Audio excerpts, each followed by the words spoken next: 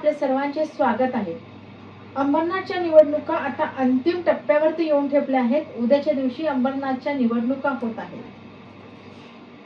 अंबरनाथमध्ये स्वप्नाली शिंदे ह्या बीजेपी कडून निवडणूक लढवित आहेत। आपण आता त्यांच्याशी संवाद साधत आहोत। नमस्कार स्वप्नाली ताई। नमस्कार। बरं, काय सांगाल तुम्ही एक निवडणुकीच्या रिंगणात आहात, बीजेपी तर्फे तुम्हाला तिकीट दिलं आहे। आता निवडणूक देखील एक अंतिम टप्प्यात येऊन पोहोचली आहे। काय कसं वाटतंय एकूण निवडणूक? नाही, खूप छान असा प्रतिसाद आहे नागरिकांचा। एक जिथे आपण आपला भारतीय जनता पार्टीचं कमळ बघतो, लोकांना परिवर्तन आणि विकास हवाय, त्या अनुषंगाने लोकांनी आम्हाला निवडलेलं आहे। आम्ही जेव्हा काम करतो, जनतेमध्ये जाऊन काम करतो, तर जनतेनेच सांगितलं की ताई, तुम्ही नगरसेवक नसताना ही कामं काही केलेली आहेत, तर तुम्ही निवडणुकीला उभे राहा। हा जनतेने दिलेला कौल आहे। त्या अनुषंगाने आम्ही आज उभे आहोत आणि खूप छान असा लोकांचा प्रतिसाद। ही तुमची तशी पहिलीच निवडणूक आहे, पण तरी सुद्धा तुमचं एक सामाजिक काम हे बऱ्याच वर्षापासून सुरू आहे। तर प्रभाग क्रमांक 25 ब मधून तुम्ही उभा आहात, 25 अ मधून तुम्ही उभा आहात। बरं, तुमची एक सामाजिक वाटचाल कशी आहे?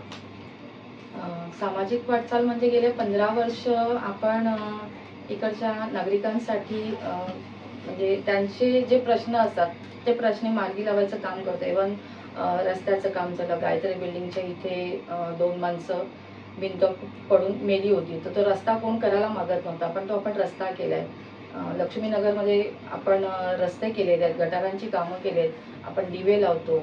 शिवाय आपण महिलांसाठी सेफ्टी मीन्स आपण तिथे कॅमेरे लावलेले आहेत। म्हणजे असे विविध आपण कामं तिथे राबवलेली आहेत। आपलं कार्यालय आहे, बीजेपीचं कार्यालय माझं महालक्ष्मी नगरला, तिथे आपण योजना ठेवलेल्या आहेत। प्रत्येक ज्या आपल्या राज्य सरकारच्या आणि केंद्र सरकारच्या योजना आपण राबवतो। तिथे आपण दर गुरुवारी आपण आधार केंद्र राबवतो। हे सगळं चालू असताना लोकांनी एकच ठरवलं की ताई, एवढं काय तुम्ही करता, बाकीचे कोणच काही करत नाही, तर आमची अशी इच्छा आहे की ताई तुम्हीच उभं राहावं। आणि त्यांच्या इच्छेला मान देऊन मी आज उभी आहे। बरं, तुम्ही या प्रभागात फिरता आहात, मतदारांशी भेटत आहात, तर तुम्हाला हा प्रभाग साधारणतः कसा वाटला? काय काय समस्या त्याच्यामध्ये जाणवल्या? प्रभाग एक लक्षात घ्या, प्रभाग हा खूप चांगला असतो।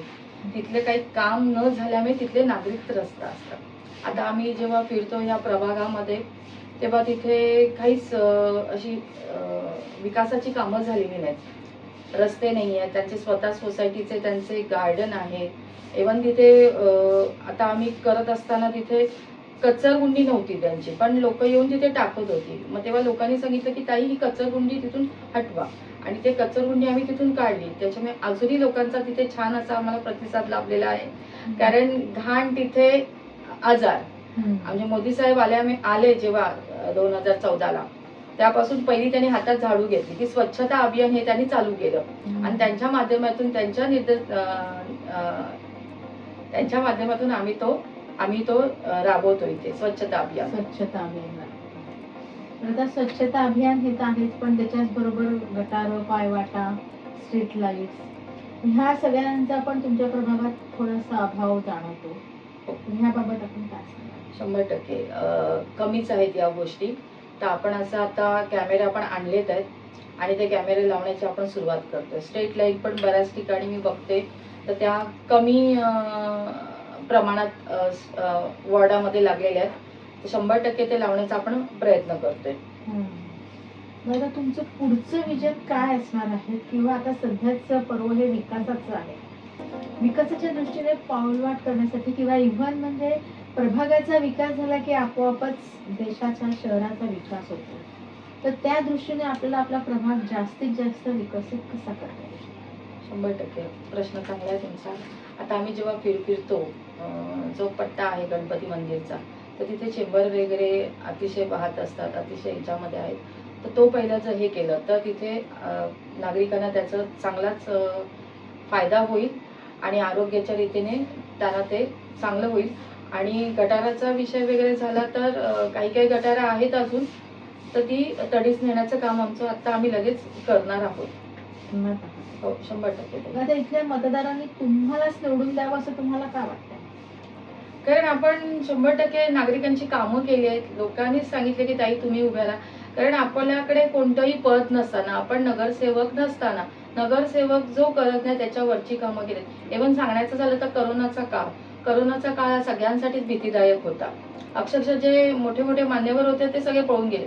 पण त्या करोनाच्या काळामध्ये आपण घरोघरी जाऊन आपण आयुर्वेदिकच्या गोळ्या, मास्क, आपण इव्हन त्यांना दोन्ही लस दिलेल्या आहेत. आपण तापाचा दवाखाना आणलेला आहे.